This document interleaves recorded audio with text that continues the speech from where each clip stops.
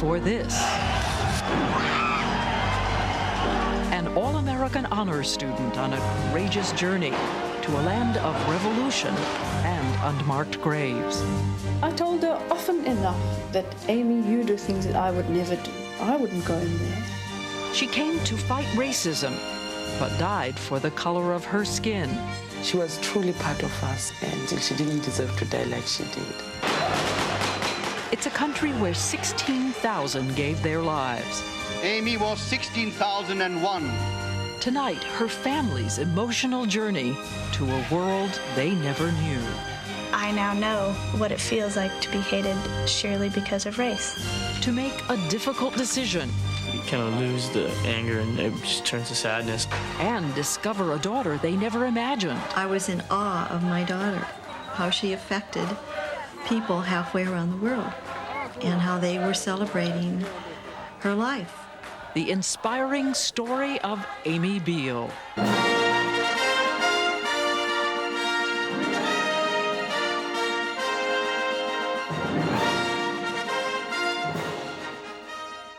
Good evening, I'm Diane Sawyer. Amy Biehl was like a lot of young women you may know, smart, vibrant, with a terrific sense of humor. But from the time she was in high school, she developed a passion that would eventually carry her halfway around the world to fight and die for freedom. 3 years ago, when we first broadcast this program, her parents were just beginning to cope with her tragic death, learning about a daughter they never knew and the country that inspired her.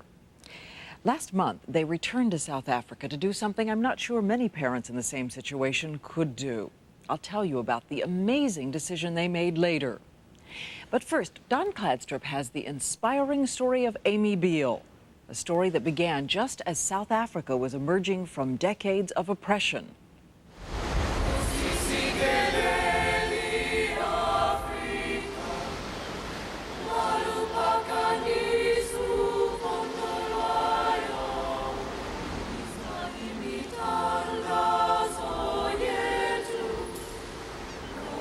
Good evening.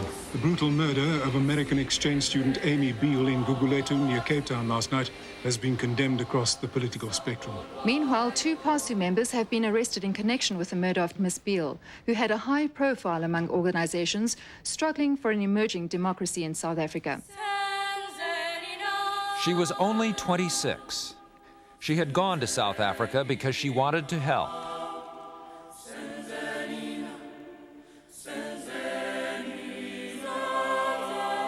Amy Elizabeth Biehl was born April 26, 1967.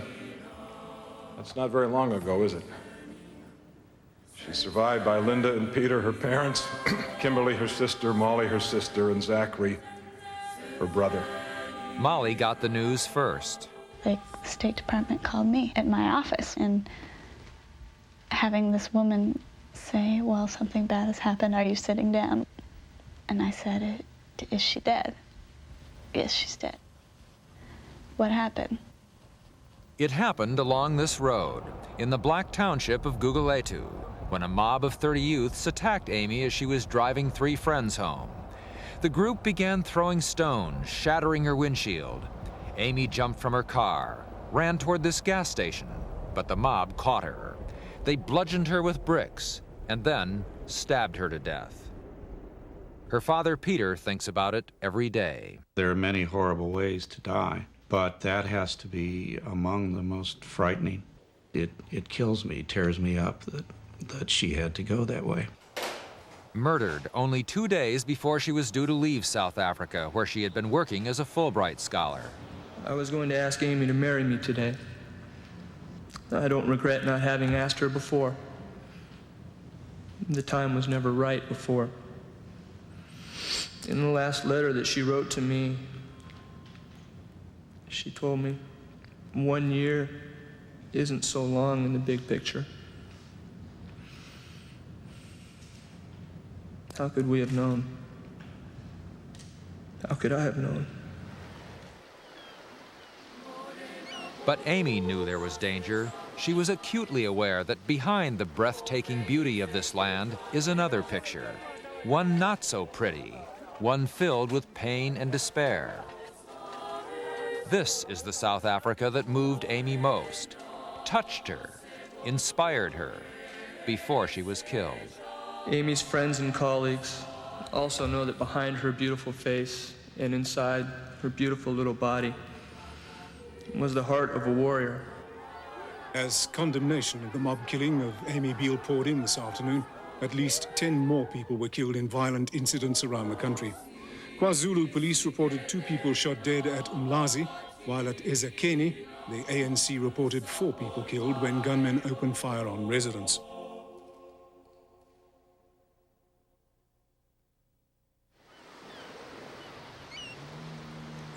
Newport Beach, California, Amy Biehl's hometown. Take a good look. What a contrast to the poverty of South Africa, to squatter camps, to people clamoring for justice, people struggling for survival. Yet this is where Amy Biehl started to think about those things. And once she did, her sister Kim says there was no stopping her. She was completely determined to do what she wanted to do. Complete determination from the youngest age. In nursery school, Amy stubbornly refused to remove her mask after meeting the Lone Ranger. In elementary school, she wrote a speech asking why a woman shouldn't be president of the United States. In high school, even though she was scared of heights, she became a champion diver. In college, according to her best friend Katie O'Brien, while Amy was a serious student, she didn't always take herself seriously. She loved to make a fool of herself, too.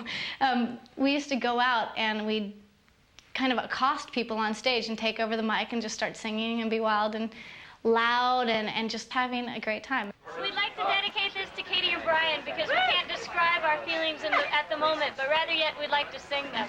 At Katie's wedding party, Amy struck just the right note.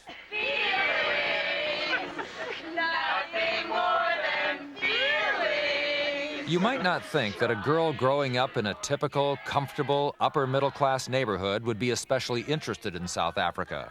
And Amy wasn't. Until one day, in high school, she heard a song on the radio.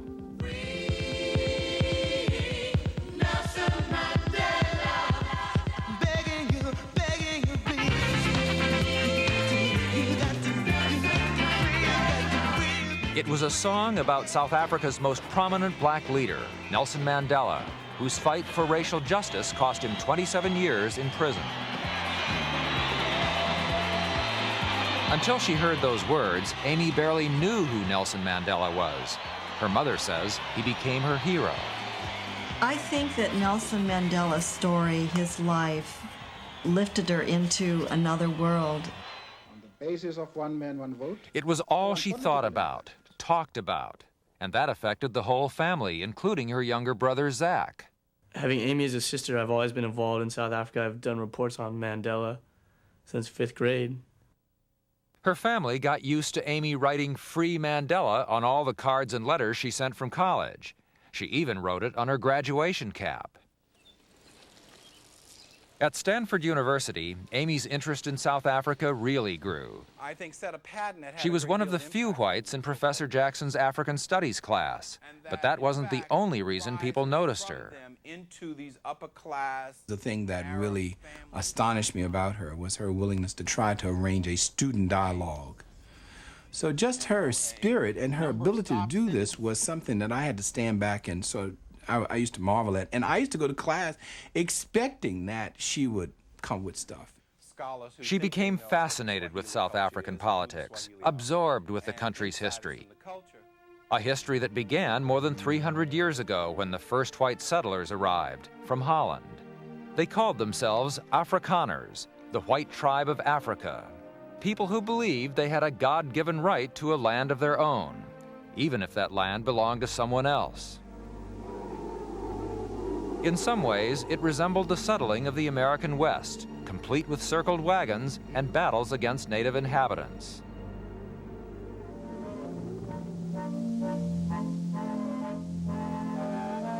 Though vastly outnumbered, the Afrikaners managed to subdue native tribes.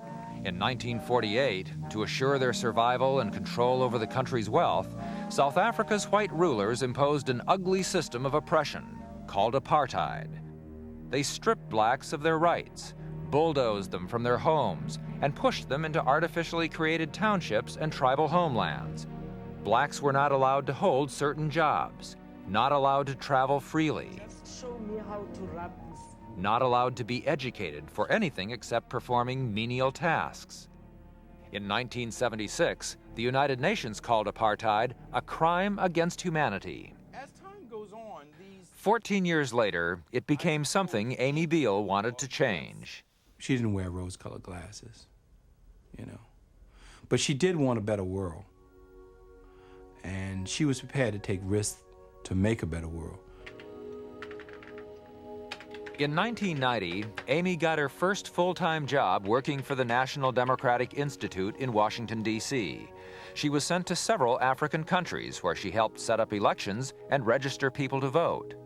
2 years later, Amy was awarded a Fulbright scholarship to study politics in South Africa. She enrolled at the University of the Western Cape near Cape Town. She told her sister Molly things were going well.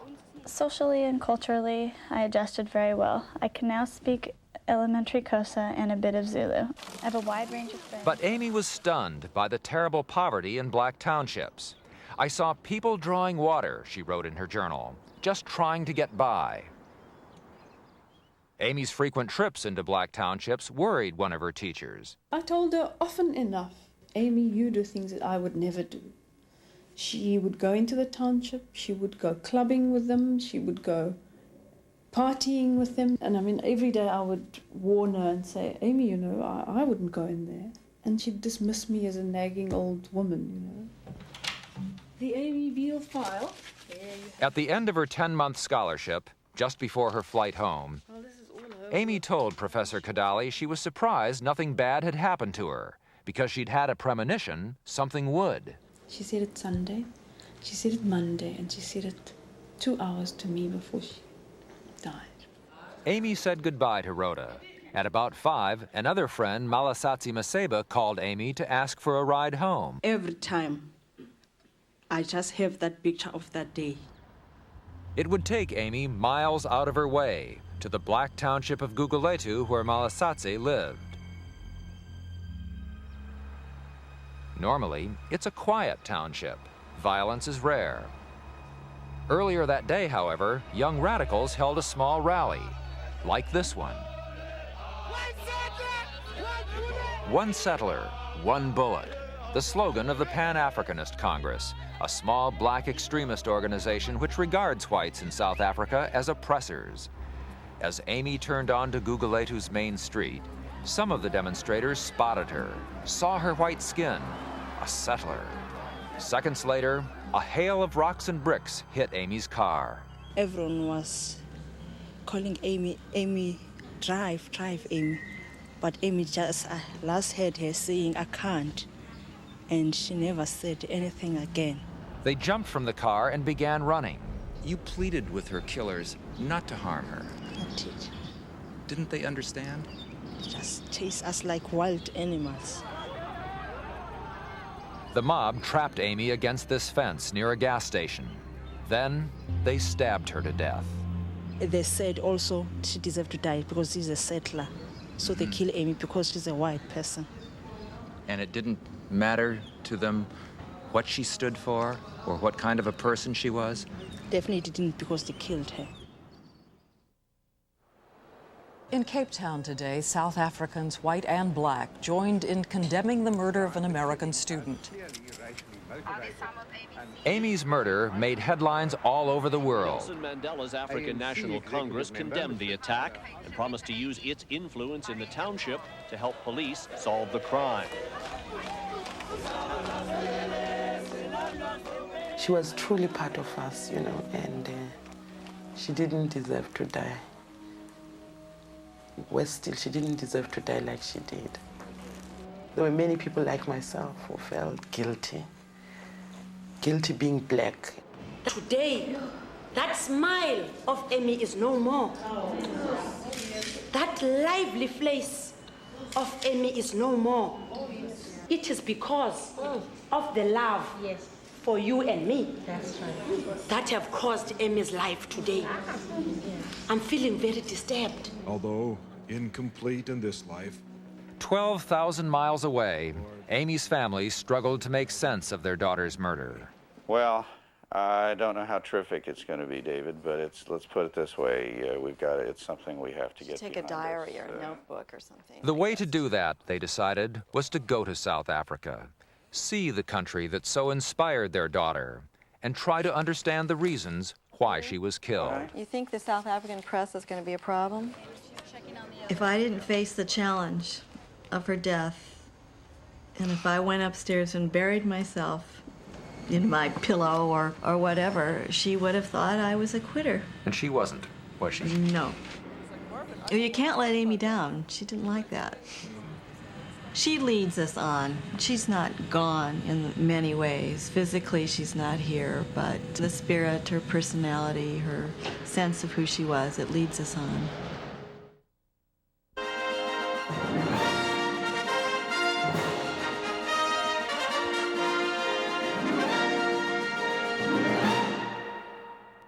The shock of Amy Biehl's death and the outpouring of sympathy from around the world propelled her family into the chaos of South Africa's revolution. It was 1994 and free elections had not yet been held. Don Cladstrup picks up the story.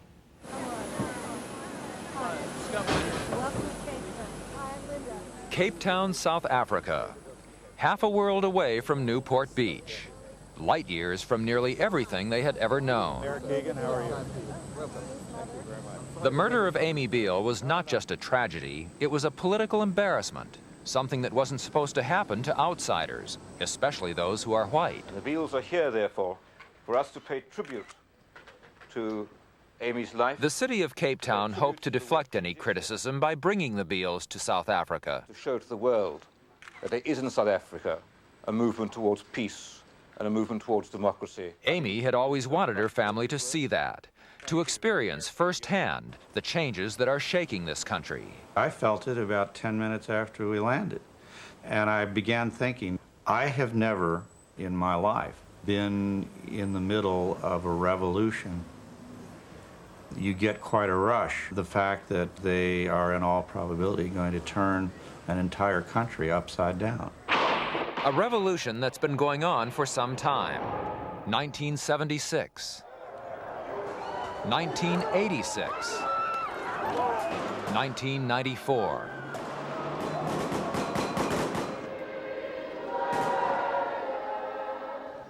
Since the struggle began for liberation in our country, 16,000 people have given their lives.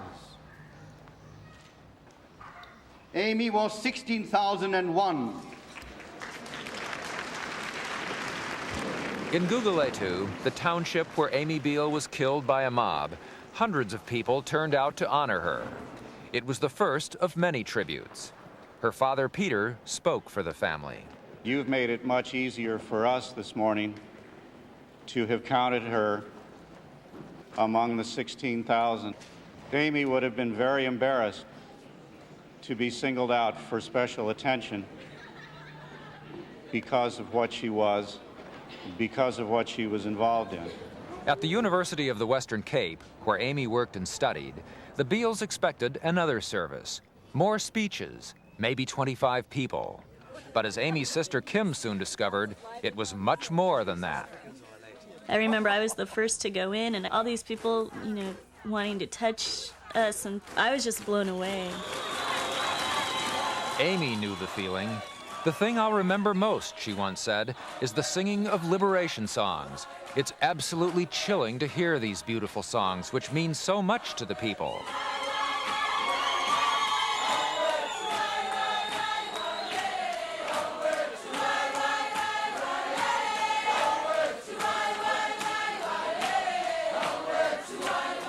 While not everyone here knew Amy personally, they knew what she stood for and embraced her family as one of their own. Alan Bosak, a leading political activist.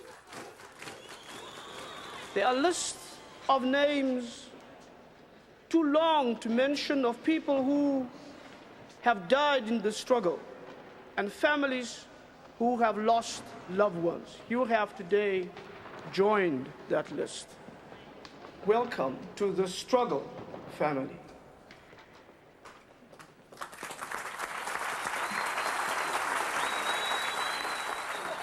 3.5 years before Amy was killed, that struggle took a dramatic turn when world criticism and mounting pressure at home forced the government to release Nelson Mandela from prison.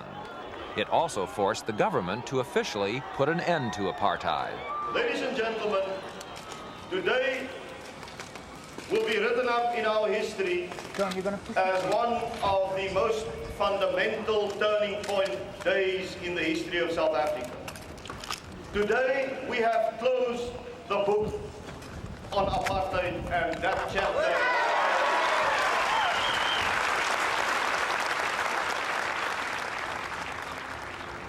Maria Kutuani didn't hear those words, but if she had, she would have shaken her head. Long after President de Klerk had announced apartheid was over, Maria's husband, a farm worker, was beaten to death by a white man, simply because their dog mated with his. Many of these people express their frustration in the only way they can, which is to beat up the nearest black for the smallest reason. There is no name on the grave of Maria's husband, just a number. That would have bothered Amy Biehl, her mother says. She always indicated that there were many thousands of black people killed, that you never heard their name mentioned in print or on television, and that white people always got the attention. Are you angry? Yes, I'm very angry. Amy Biehl never met Maria Kutuani, but it was Maria and millions like her who drew Amy to South Africa, who made her realize that while apartheid may be over, it's not dead. It's hard to forget about apartheid, Amy wrote in her journal. I think it's an issue of people living their everyday lives, just trying to survive. For Maria, surviving means having to raise 6 children, having to live in a shack made from scraps of wood and corrugated tin. There's no running water, no electricity, no toilet. Every day, she has to walk 5 miles to the home of Mrs. Finney Collins, where she works as a maid. Her pay, $10 a week. It's a typical black-white relationship. Although apartheid is very visible, Amy wrote, there's constant interaction between blacks and whites. For 90% of whites, the only contact with black people is master-servant. With their maid, their gardener, and if they go to work, by and large, with a black secretary, perhaps.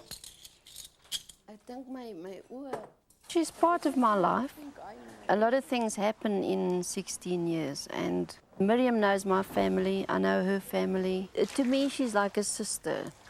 If that's true, Maria wonders why Mrs. Collins, after 16 years, still doesn't know her name, still continues to call her Miriam. Well, why don't you tell Mrs. Collins your name is Maria? Yes, I told them, but they didn't listen to me. They don't listen? They didn't listen to me. Yeah, Miriam. Yeah. They have to laugh sometimes, too. Even more revealing is that Mr. and Mrs. Collins did nothing to help Maria's husband when he was being beaten. We were sitting here in the garden. Just sitting, when Maria's husband, blood streaming from his head, came running into their yard, chased by the man who was beating him. Why didn't you do something? How do you mean? Was there anything you could do to prevent what was going on?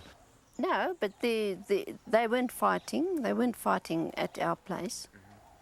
I don't know what happened down at their house. That I didn't see with my own eyes. The white man who killed Maria's husband didn't go to jail. His punishment? A $600 fine. Do you think it will be different in the new South Africa? I can't say.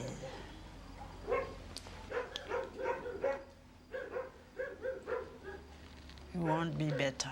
It won't be. In her journal, Amy wrote, I'll remember the victims of apartheid, who treat violence and the loss of family as an everyday occurrence. Amy's greatest admiration was for those leading the fight against apartheid. Especially this man, Chris Hani, the most popular black leader after Nelson Mandela. Amy loved Chris Hani. We had posters of Chris Hani.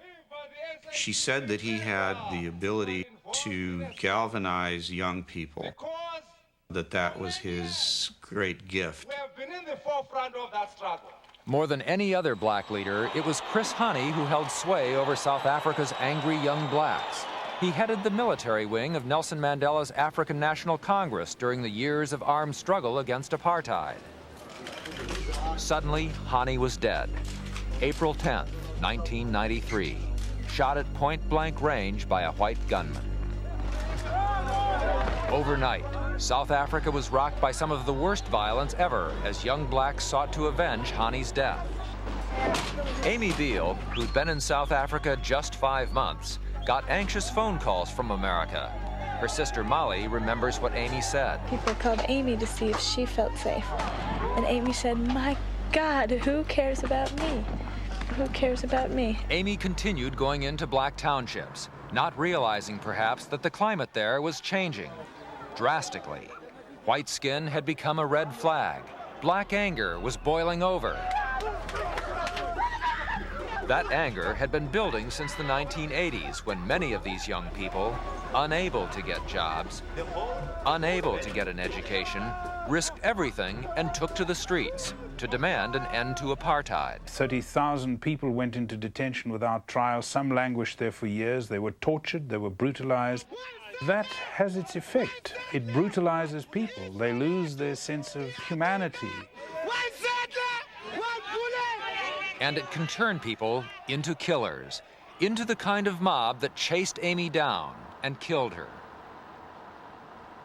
Amy Biehl was the classic victim of a situation which she didn't create, and that is that the moods in the township were very angry, and here in this mood of tension was the lone white face, and that lone white face paid that terrible price. Frankly, in a way, I'm very, very mad at South Africa for what they did, because it took their problems to get Amy down here, and yet, you know, it's their problems that took Amy away, too.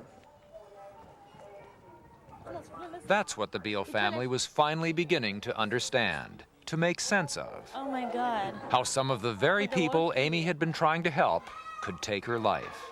I was just amazed at how those people had to live, just blown away by the poverty and the displacement. When Amy's brother Zach and sister Kim first set foot in a squatter camp, they were shocked to learn that this is how 8 million blacks live in South Africa. 8 million, which is more than the entire white population. You have some pals. You're a good babysitter, Zach. They probably had every reason to hate us or to wonder who we were or to be uncomfortable with us, but they just ran up to us and never let go. In a way, I thought that maybe if they had a good experience with a white person, I mean, those guys, the only experience with white people are pretty negative. If they maybe saw that there's a little difference, maybe that'll make an impact on them. The Biehls stayed in the squatter camp for about an hour, and as they waved goodbye, something occurred to Amy's mother. You look at those faces and you think these kids have such potential, but if they don't have a brighter future, they could be the very same people in another 10, 15 years that killed Amy. This was the most difficult moment. The part of the journey the Biehl family dreaded, driving into the black township of Guguletu to the place where Amy was killed.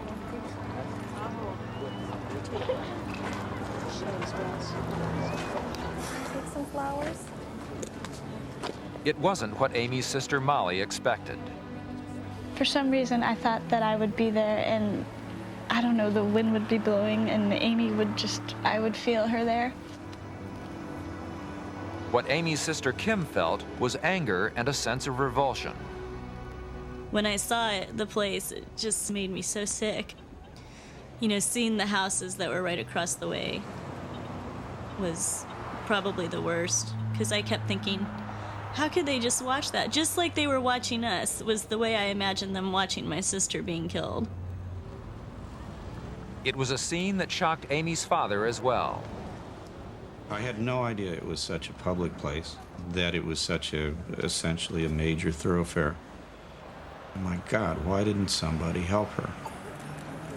Just rest in peace, Amy, okay? Their personal pain was practically overwhelmed by hordes of photographers clustered around the fence where Amy was killed, where the family, one by one, said goodbye. I just hated being there. I didn't want to put flowers on that spot. I didn't want to be there at all. For Amy's boyfriend, Scott Meinert, approaching that fence was almost unbearable. The thing that keeps coming back to me, and really came back to me there when I was, the fear. And really trying to get a grip on knowing how afraid I know she was. And I almost feel like I'm gonna struggle with that the rest of my life, is just the powerlessness of not being able to help her get through that kind of fear. In all, 7 young blacks, including a 15-year-old, were arrested for Amy's murder. Last November, under tight security, they were driven to the Supreme Court building in Cape Town for the start of their trial.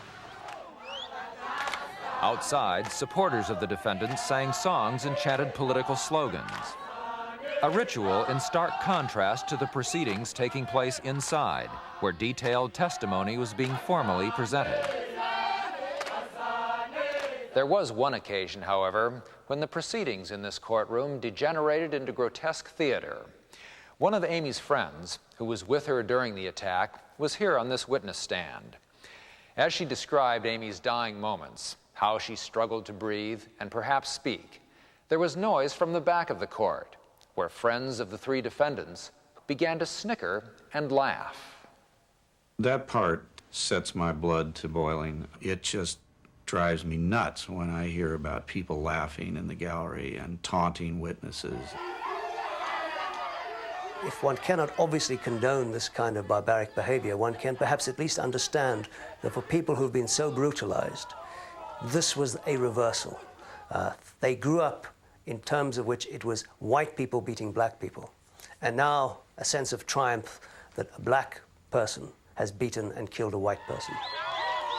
That sense of triumph was visible when 3 of the defendants were released after a key witness, citing death threats, refused to testify. The crowd in front of the courthouse didn't seem to care who Amy Biehl was or what she was doing in South Africa. All that mattered to them was that she was white. Anyone who comes from the ruling class and come and occupy our motherland, regardless of color, if she's serving the interests of the settler minority regime, we recognize him as a settler. Settler, the township epithet for white oppressor, the name that greeted Amy's mother and sister Molly when they arrived at the courthouse. They came, they said, to lend some dignity to the trial.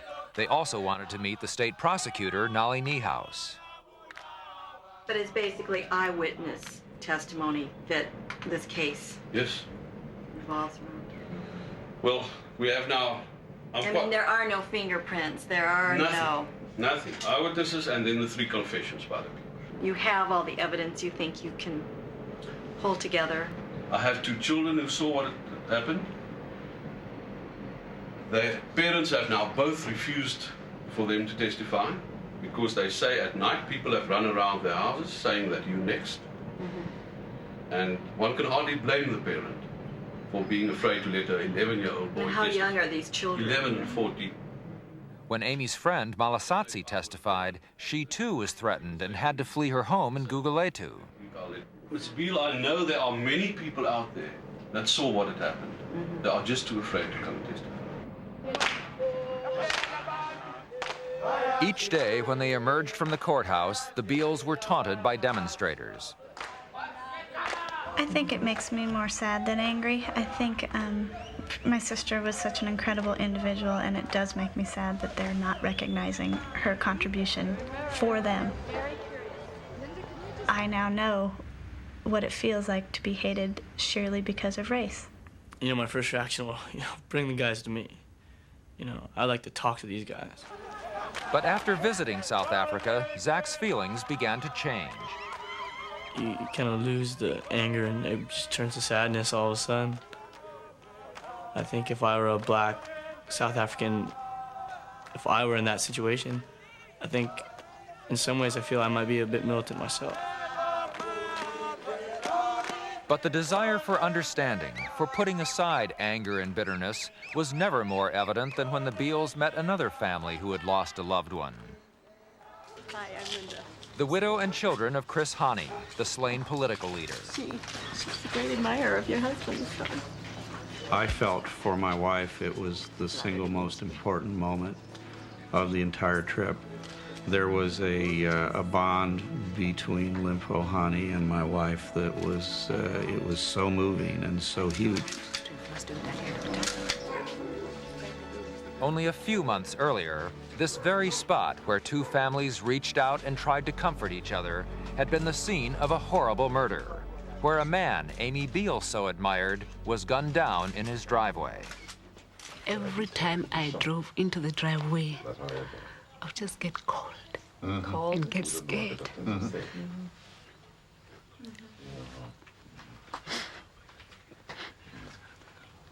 You know, and I would imagine Chris lying there because, like you, I didn't have the chance to see his body in the driveway. But 14-year-old Kwesi was there. Her father had just returned from the store and was getting out of the car when another man came walking up. Before Kwesi realized what was happening, the man raised a gun and fired. I still think it's basically all my fault in a way that my father... No, there's no way it's your fault. It's not your fault. Then I was in a state of shock. There's nothing to do. I couldn't think straight until afterwards. I couldn't even remember half the numbers I was supposed to dial. I couldn't even remember. The murder had stunned millions throughout the country, including Amy Biehl. The day of your father's death, she called home, and she was heartbroken. I don't think a lot of people really understand why you aren't angry or bitter or don't want to strike back. You just have to live with it, and if you end up being a bitter person, like my father wouldn't have liked that, and he wouldn't have liked us to be bitter and live in hatred and start hating white people. That doesn't help anything at all. I mean, that's not what he lived for. When you are bitter, you can't think straight. You can't be constructive. And whoever decided to kill Chris, that was the motive. He wanted our leadership to be bitter. He wanted our leadership to be angry. They can kill all of us, but we'll continue on our peaceful route to democracy. But how bleak that route must sometimes feel. The murder of Amy Biehl was a reminder, perhaps, that the legacy of apartheid lives on. Most blacks still live in circumstances that are practically subhuman, in conditions which leaders like Tokyo Sequala say will take generations to overcome. That's why I'm afraid that if we don't adequately address the hopes, fears, and aspirations, the dreams of the people, if we fail on that, their dreams shall be shattered, and everyone shall have an excuse to remember the past, this time with bitterness. God save us. Amy often told friends that if she were killed here, she did not want special attention. She wanted, she said, to be counted among the thousands who have lost their lives in the struggle against apartheid.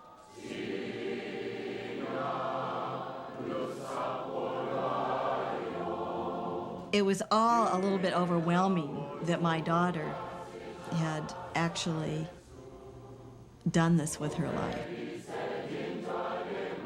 I was in awe of my daughter, how she affected people halfway around the world and how they were celebrating her life.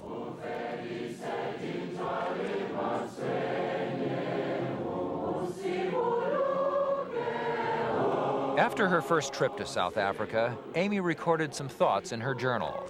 The last entry reads, "It's kind of scary to think what lies ahead. I just hope I can keep building on these great experiences and find a life in which I can do something meaningful. I am so fortunate to have had the great family, friends, and education that I've been given. I really hope that I can give something back to the world. And here I go."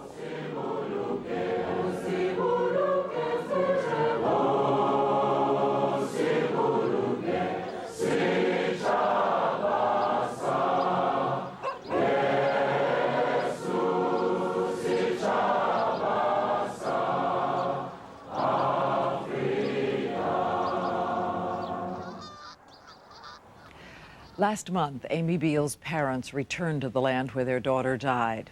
As South Africa tries to put its violent past to rest, a commission has been set up to consider amnesty for politically motivated crimes. And the young men who killed Amy Biehl were about to appear before that commission. I'll tell you about the tough decision now facing the Biehls when we come back. And now the final chapter in the story of a young woman's courage and the extraordinary journey of the heart her mother and father would take. 8 months after Amy Biehl's death, the free election she worked so hard for finally took place, and Nelson Mandela was elected president. How thrilled she would have been to know that her mother and sister were there. This is my mother. And they got to meet her hero. Well, she loved you. She loved your country. So her blood is there along with many others. 4 of the men who participated in the vicious attack that killed Amy were tried and convicted. Each was sentenced to 18 years in prison. But 3 years later, South Africa's new democratic government has set up a commission to consider amnesty if crimes were committed for political reasons, crimes like the murder of Amy Biehl. Last month, Linda and Peter Biehl made the long trip back to South Africa. Lift up your right hand and say, "So help me God." To be there when the men who killed their daughter asked to go free. I ask Amy's parents, Amy's friends, relatives, I ask them to forgive me. Incredibly, the Biehls seem prepared to do just that. In the truest sense, it is for the community of South Africa to forgive its own. We cannot, therefore, oppose amnesty if it is granted on the merits. They found the compassion to reach out to the parents of the young men. We're parents too, just like you. And to the people of Gugulethu, where Amy was killed. It's something I think we can't really tell people about. So maybe it's, people aren't going to totally understand our feelings, but Amy was a part of this. And Amy chose to come here. We always have to remember that. It was her choice. People here didn't always have a choice.